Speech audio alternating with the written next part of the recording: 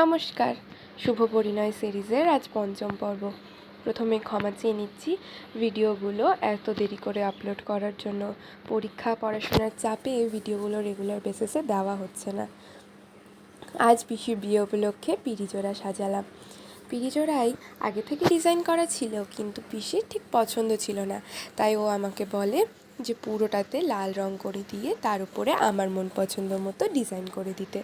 তাই ওর কথা মতোই প্রথমে পুরো পিঁড়িটাতে লাল রং করে নিয়ে তারপর চারধার দিয়ে আমার পছন্দ মতন কলকা করে দিলাম।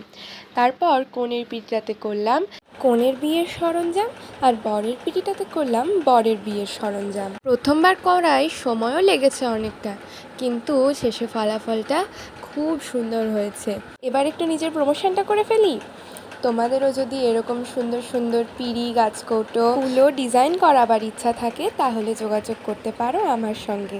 আমি যথাসাধ্য চেষ্টা করে তোমাদের বিশেষ দিনের বিশেষ জিনিসগুলোকে আমার হাতের ছোঁয়ায় আরও রঙিন সুন্দর করে তোলার চেষ্টা করব। নমস্কার।